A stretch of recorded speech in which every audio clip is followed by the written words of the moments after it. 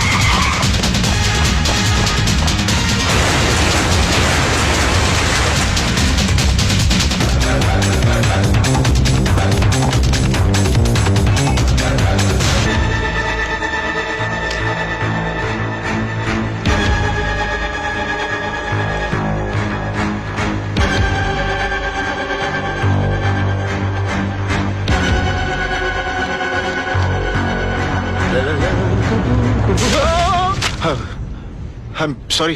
It's okay. ये कौन है? इसका नाम रजत है। रजत, हाँ राइट। अरे रजत, क्या हुआ? I'm sorry. देख, I'm sorry. क्या हुआ? मुझे तुमसे कुछ बहुत जरूरी बात करनी है। बाद में कुछ नहीं बाद में। हुआ क्या? नहीं कुछ नहीं हुआ, मैं ठीक हूँ, सब ठीक है राज, मैं ठीक हूँ। अरे सुन,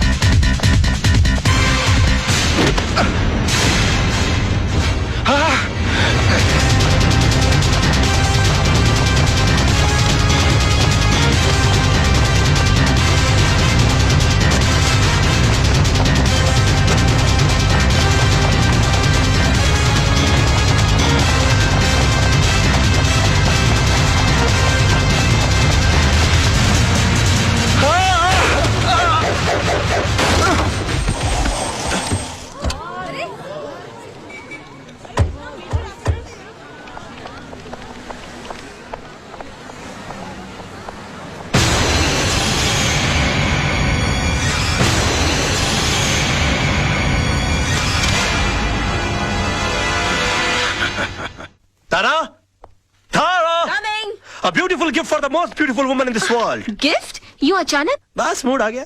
मूड आ गया कि बीवी के लिए कुछ लेने गए थे और तुम मेरे लिए भी कुछ ले आए? Oh, come on, darling, किस बोर का नाम ले लिया?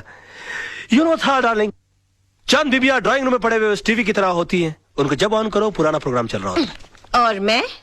तुम? आहा, तुम तो इंटरनेट हो। जब ऑन करता हूँ एक नई साइट दिखाई देती है। गुड। जरा जल्दी बन के आना डार्लिंग। हाँ।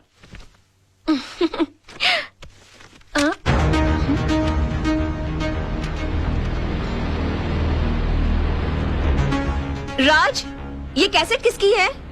कैसेट? कौन सी कैसेट? भाई इसके अंदर कुछ भी नहीं है, 3 बार आगे पीछे करके देख लिया, कैसेट एकदम खाली है। मतलब कुछ रिकॉर्डिश नहीं हुआ और वो साला जर्नलिस्ट ने फुकट में अपना जान दे डाला।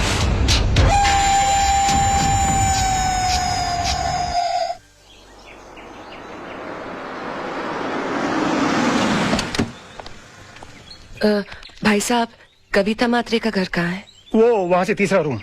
शुक्रिया जी, चल। हाँ चलो।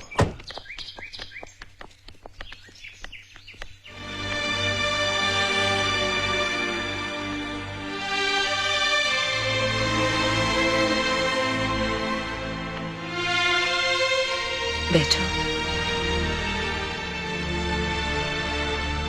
कविता, घबराओ मत, मैं हूं ना तुम्हारे साथ। तुम्हें तुम्हारे घर से कोई नहीं निकाल सकता। राज लड़ेगा तुम्हारा केस। मैं तुम्हारे पति के कातिल को सजा जरूर दिलवाऊंगी। तुम्हें इंसाफ जरूर मिलेगा।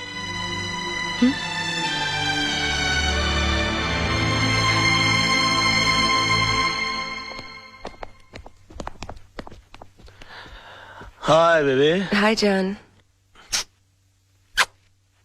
बैठो ना, मुझे तुमसे कुछ बात करनी है। क्या बात है, बड़ी सीरियस लग रही हो आज।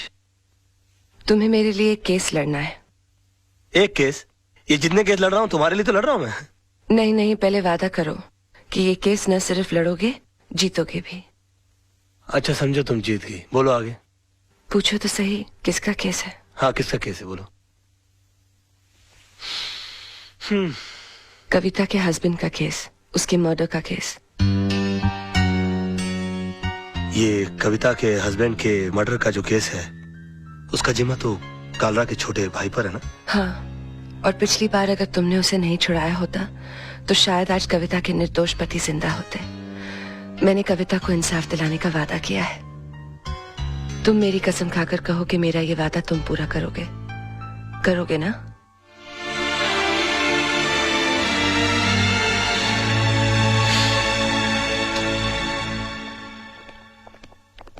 आइए आइए, क्या बात है, आज पूरी मंडली हमारे यहाँ। क्या रे, क्या कर रहा है तू?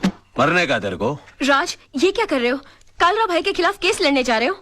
कालरा भाई ने तुझे लाइफ में इतना बड़ा चांस दिया, इतना सपोर्ट किया, इसका ये रिटर्न दे रहा है तू? तू कविता को इंसाफ दिलाएगा? तेरा इंसाफ हम कर देंगे।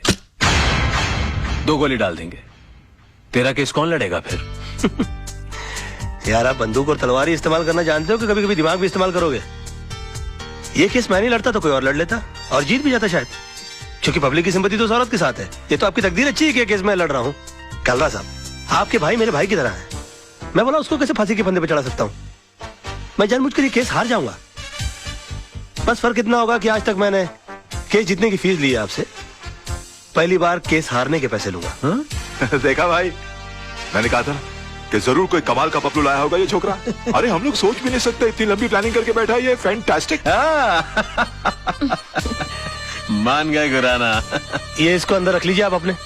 आई एम सॉरी राज, मैं जरा अपने भाई के इमोशन में बह गया था। Never mind, it's okay. I am sorry. दिल पे नहीं ले रहा। ठीक है। कमाल का शेर पकड़ के लेकिन तुम्हारे साथ जीतने के लिए कौन सा लॉयर अपॉइंट करूं? तेजपाल एसोसिएट्स में से मिस्टर आदर्श।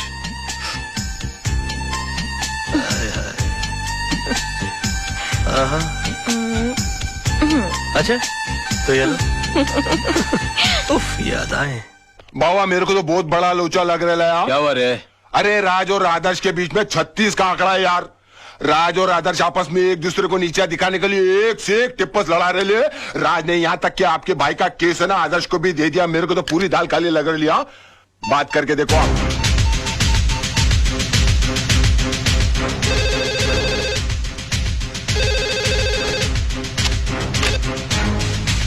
क्या रे, कालरा बोल रहा हूँ मैं। अरे काला साहब क्या करते हो? आपको कितनी बार कहा है कि घर फोन मत किया करिए। ए बोल वचन बंद कर बे। मैंने सुना तेरे और आदर्श का 36 का आंकड़ा है। मेरे साथ गेम कर रहा है क्या?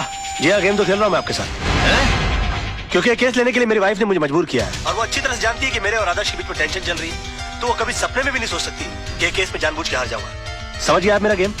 जरा बड़े हो गए हम बच्चे आपके, जरा हमारा ख्याल रखा करिए प्लीज। है आगे से प्लीज है। दिमाग है और बंदे में दिमाग तो है।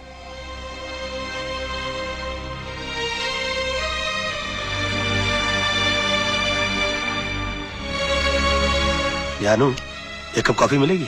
बहुत थक गया हूं मैं। मेरा बस चले तो उस कॉफी में जहर मिला के पिला दूं तुम्हें, पर क्या करूं, पत्नी हूं ना तुम्हारी। क्यों, ऐसा क्या कर दिया मैंने? झूठ, मक्कारी और कुछ आता है तुम्हें? एक मजलूम औरत तुमसे इंसाफ की उम्मीद लगाए बैठी है और तुमने उसका केस लड़ने से पहले ही उसे हरा दिया। तुम हो ना मुफ्त में आजकल बहुत शक करने लगी हो। तुम ऐसा सोच भी कैसे सकती हो मेरे बारे में? हरगिज नहीं सोच सकती थी। अगर मैंने खुद अपने कानों से कालरा को फोन पर नहीं सुना होता। बेबी ऐसा झूठ बोलना पड़ता है हमें फोन पर। एक और झूठ। तुम्हारी सारी जिंदगी एक बहुत बड़ा झूठ बनकर रह गई है। ये 500 रुपए का नोट याद है तुम्हें? ये इसी कविता का केस जीतने पर तुम्हें मिला था। अपने हाथों से तुमने इस पर सत्यमेव जयते लिखा था। तुम ही कहते थे ना, सच्चाई के लिए हर चीज छोड़ी जा सकती है, लेकिन किसी चीज के लिए सच्चाई को नहीं छोड़ा जाता। और आज पैसों के लिए तुम सिवाय झूठ के और कुछ नहीं बोलते। हाँ, झूठ बोलता हूं मैं। तो तुम क्या समझती हो तुम्हारे डैडी झूठ नहीं बोलते? और माफ कीजिएगा आपके जीजा जी, आपके डैडी से भी बड़े झूठ है वो। और क्यों ना झूठ बोले वो? एक आदमी अपना घर परिवार चलाने के लिए, उन्हें सुख देने के लिए वकालत का काम कर रहा है, और उसकी एवज में वो जिससे पैसा लेता है तो उससे इंसाफ नहीं करेगा वो? आदमी काम क्यों करता है और पैसा किसके लिए कमाता है वो? खुद के लिए कि बच्चों के लिए, बीवी के लिए? नहीं, ये पैसा तुम अपने लिए कमाते हो। अगर मेरी जिंदगी में पैसे की इतनी अहमियत होती तो मैं तुमसे कभी शादी नहीं करती। मैंने तुमसे शादी की तुम्हारी ईमानदारी, तुम्हारी सादगी, सच्चाई देखकर। और जब ये सब चीजें तुम्हें नहीं रही तो मेरा भी यहाँ रहने का कोई मतलब नहीं बनता। मैं अपने बेटे को लेकर यहाँ से जा रही हूँ। सोना, अगर तुम गई ना, और हाँ, आज कोई बहाना नहीं बनाना, क्योंकि मैं नहीं रुकूंगी। और एक और बात, तुम्हें एक और केस लड़ना है, हमारे डिवोर्स का।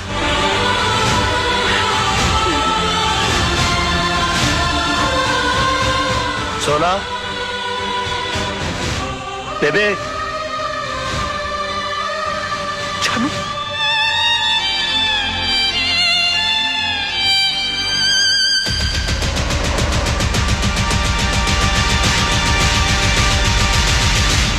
इतना बड़ा डिसीजन। माना कि रात से गलतियां हुई हैं भाभी, लेकिन वो दिल का बुरा नहीं है। आप चलो मेरे साथ, मैं समझाता हूं उस गधे को। नहीं मोहन भैया, मुझे किसी किस्म का कॉम्प्रोमाइज नहीं चाहिए। मैं आपके पास अपना भाई समझ कर आई हूँ। अगर आप भी उनकी तरफदारी करेंगे तो मुझे यहाँ से भी चले जाना होगा। कैसी बातें कर रही हो भाभी? ये घर तो तुम्हारा है, लेकिन चिंटू के बारे में सोचो, उसके फ्यूचर के बारे में सोचो। भैया, राज के साथ रहकर ना तो मैं खुश रह सकती हूँ और ना ही चिंटू का कोई फ्यूचर है। इसलिए मैंने उन्हें तलाक देने का फैसला कर लिया है।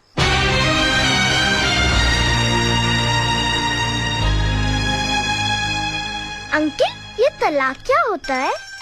बेटे, भगवान ना स्वर्ग से जोड़े बनाकर धरती पे भेजता है, और इंसान उसे तोड़कर जो पाप करता है ना, उसे तलाक कहते हैं। अंकल, अगर मेरे मम्मी पापा अलग हो जाएंगे तो मैं किसके पास रहूंगा? बेटे, ये तो कोर्ट फैसला करेगा कि आप पापा के साथ रहोगे या मम्मी के साथ। कोर्ट मुझसे नहीं पूछेगी कि मुझे किसके साथ रहना है? पूछेगा ना। तब तो मैं बोल दूंगा मुझे मम्मी पापा दोनों के साथ रहना है। तब तो तलाक नहीं होगा ना? ऐसा नहीं होता बेटे। और फिर तुम्हारी मम्मी भी तो नहीं चाहती कि पापा के साथ रहे। क्यों? तुम्हारे पापा के झूठ से तंग आ चुकी हैं वो। अंकल, अगर मेरे पापा झूठ बोलना छोड़ दे तो मम्मी पापा को छोड़ के नहीं जाएगी ना? शायद बेटे।